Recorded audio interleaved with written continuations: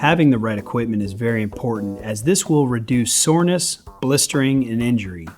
So proper shoes is where we start. It's important to bring your old shoes into the running store where you're buying your new ones, as the experts there can see where the wear is on your current shoes and how you strike the ground to make sure you get fitted for the proper shoes. We would also recommend you go to a store that has gait analysis so they can see how you strike the ground and how your ankle reacts once you strike the ground to make sure you are fitted with the proper shoe. Socks are very important because not only do they provide support and help with compression on the fascia of your foot, but it will also reduce friction, therefore preventing blisters. Hydration, one of the biggest keys in your training. So this is not only important race day, but all of your training days. So for every 1% that you are dehydrated, you lose 15 to 20% of your output. So this is exponential if you're 2, 3, 5% dehydrated. So if we can get you drinking plenty of water, you're gonna see not only your training is better, your recovery is gonna be better, and definitely your performance is gonna be better. So we wanna give you that key, that 1 ounce per pound of body weight on days you train, and a minimum of a half an ounce per pound of body weight on days you're resting.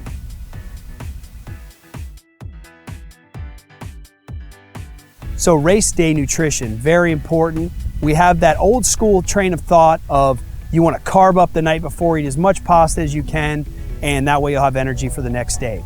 Well, your body can only store anywhere between 1,800 and 2,200 grams of carbohydrates, and you cannot store all of that in one day. It takes a few days of carving up, if you will, to make that happen. So we just have you add 2 or 3 sweet potatoes a day to what you're eating up to race day, and then day of, you're gonna have something along the lines of oatmeal banana an hour or 2 before the race, and then that way, as you're fueling throughout the race, you can keep your blood sugar and your glycemic levels where you need to perform and not bonk.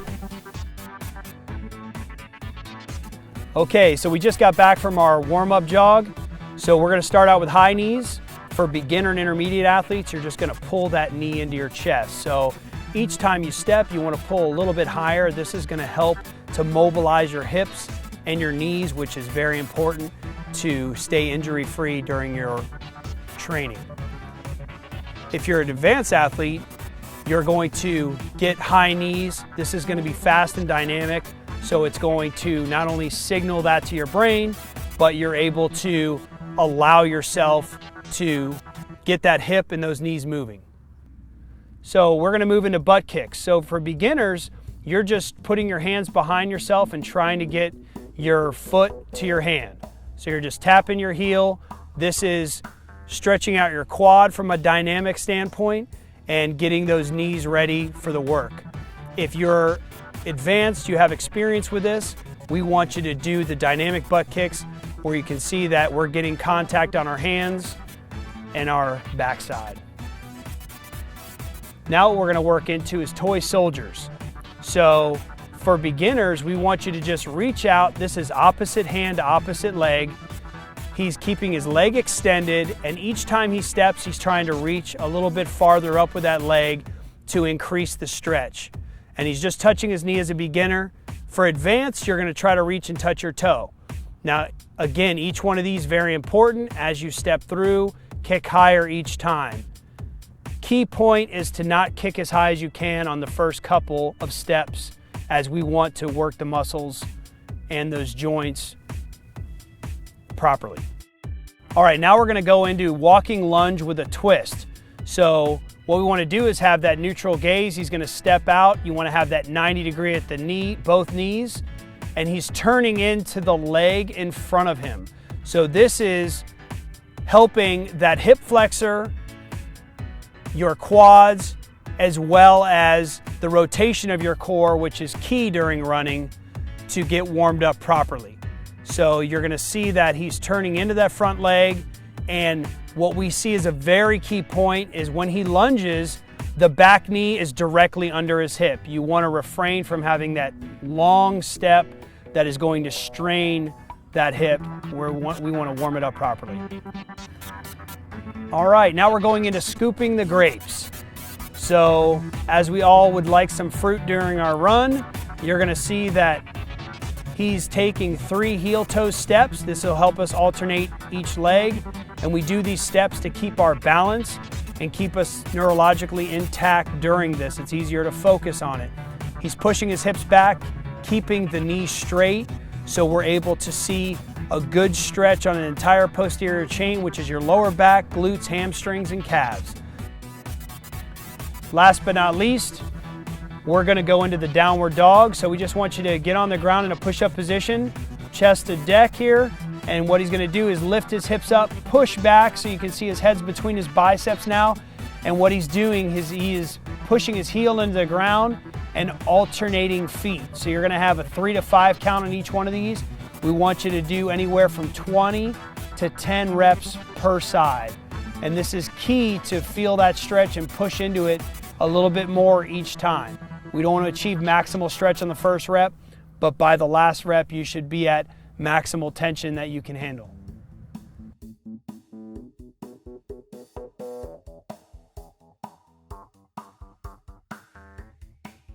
Okay, we want to emphasize that we want you to first and foremost be relaxed during your run. But some of the points that are necessary to make this happen is starting up top. So we want your head position to be level to the ground. So you're looking at the horizon, having your jaw line parallel to the ground. This is going to encourage your hips to stay forward. So during that run, if we let your hips sit back, or you're sitting back in the saddle as we call it, you're going to put a lot more pressure and stress on your ankles, knees, and hips, which we are trying to avoid.